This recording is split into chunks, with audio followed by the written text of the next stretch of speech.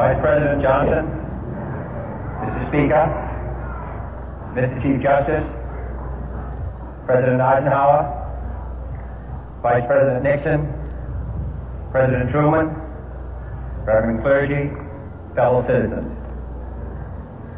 We observe today not a victory of party, but a celebration of freedom, symbolizing an end as well as a beginning, signifying renewal as well as change.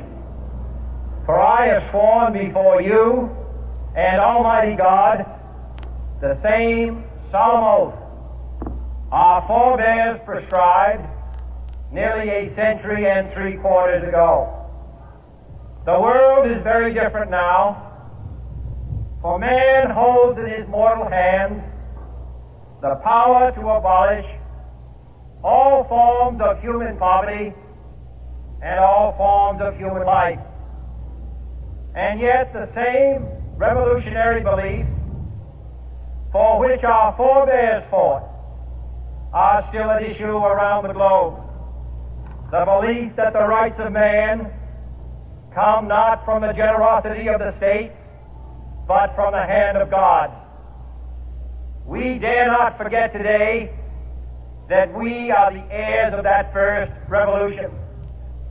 Let the word go forth from this time and place to friend and foe alike that the torch has been passed to a new generation of Americans born in this century, tempered by war, disciplined by a hard and bitter peace, proud of our ancient heritage, and unwilling to witness or permit the slow undoing of those human rights to which this nation has always been committed and to which we are committed today at home and around the world.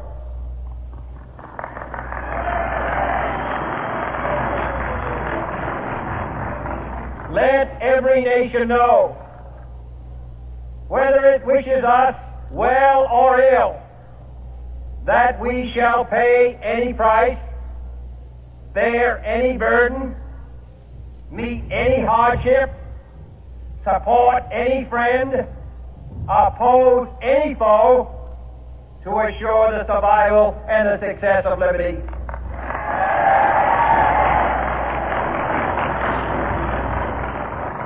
This much we pledge and more. To those old allies whose cultural and spiritual origins we share, we pledge the loyalty of faithful friends. United, there is little we cannot do in a host of cooperative ventures. Divided, there is little we can do, for we dare not meet a powerful challenge at odds and split asunder. To those new states whom we welcome to the ranks of the free, we pledge our word that one form of colonial control shall not have passed away, merely to be replaced by a far more iron tyranny.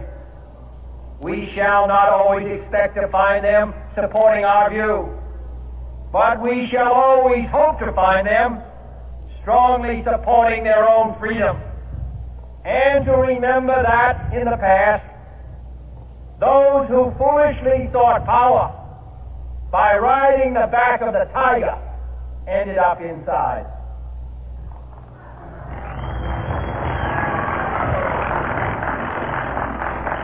To those people in the huts and villages of half the globe struggling to break the bonds of mass misery, we pledge our best efforts to help them help themselves for whatever period is required, not because the communists may be doing it, not because we seek their votes, but because it is right.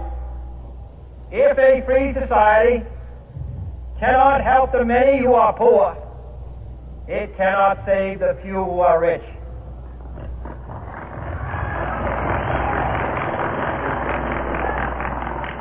To our sister republics south of our border, we offer a special pledge to convert our good words into good deeds, in a new alliance for progress, to assist free men and free governments in casting off the chains of poverty.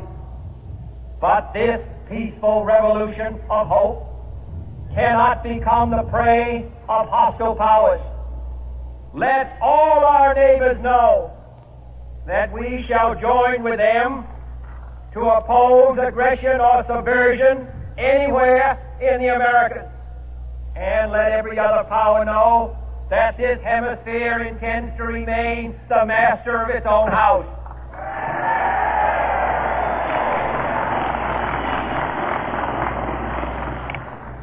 To that World Assembly of Sovereign States, the United Nations, our last best hope, in an age where the instruments of war have far outpaced the instruments of peace, we renew our pledge of support to prevent it from becoming merely a forum for invective, to strengthen its shield of the new and the weak, and to enlarge the area in which its writ may run.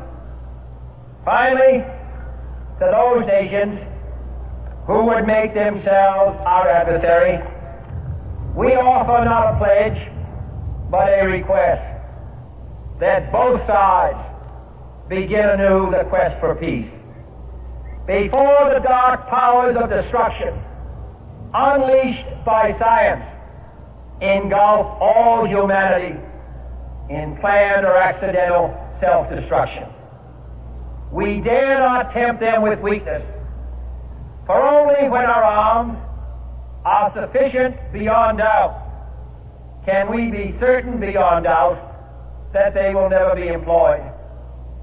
But neither can two great and powerful groups of nations take comfort from our present course, both sides overburdened by the cost of modern weapons, both rightly alarmed by the steady spread of the deadly atom, yet both racing to alter that uncertain balance of terror that stays the hand of mankind's final war.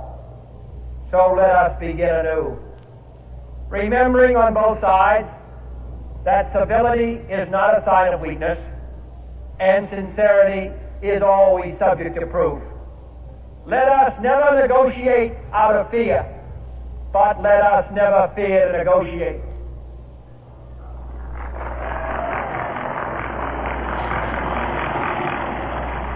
Let both sides explore what problems unite us, instead of belaboring those problems which divide us. Let both sides, for the first time, formulate serious and precise proposals for the inspection and control of arms, and bring the absolute power to destroy other nations under the absolute control of all nations.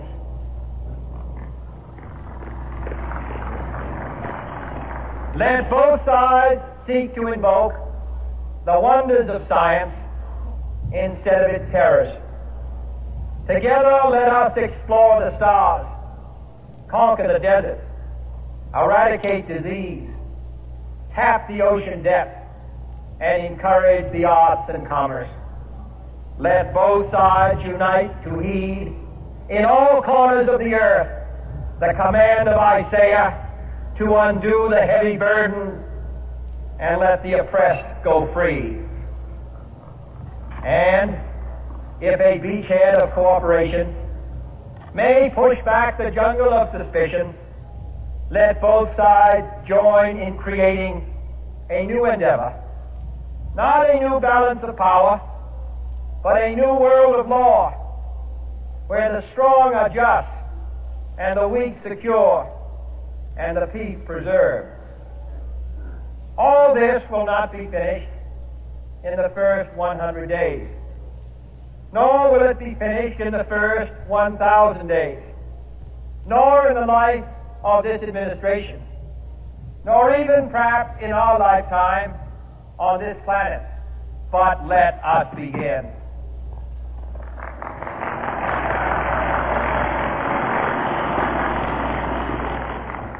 In your hands, my fellow citizens, more than mine, will rest the final success or failure of our course. Since this country was founded, each generation of Americans has been summoned to give testimony to its national loyalty. The graves of young Americans who answered the call to service surround the globe.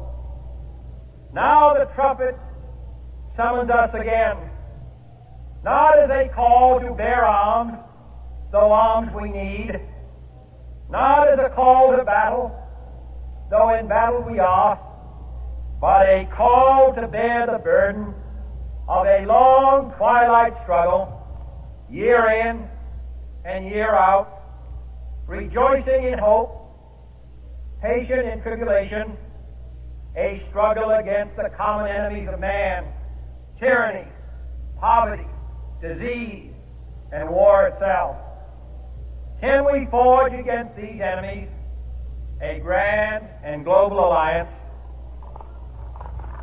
north and south, east and west, that can assure a more fruitful life for all mankind?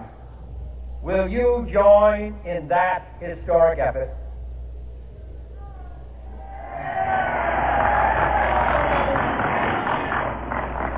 In the long history of the world, only a few generations have been granted the role of defending freedom in its hour of maximum danger.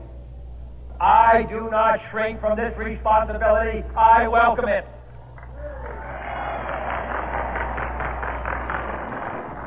I do not believe that any of us would exchange places with any other people or any other generation. The energy, the faith, the devotion which we bring to this endeavor will light our country and all who serve it. And the glow from that fire can truly light the world. And so, my fellow Americans, ask not what your country can do for you. Ask what you can do for your country.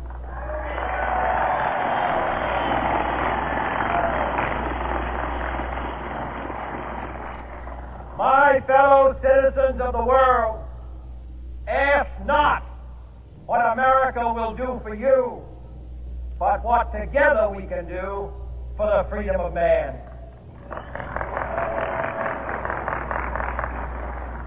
Finally, whether you are citizens of America or citizens of the world, ask of us here the same high standard of strength and sacrifice which we ask of you. With a good conscience, our only sure reward, with history the final judge of our deeds, let us go forth to lead the land we love, asking His blessing and His help, but knowing that here on earth, God's work must truly be our own.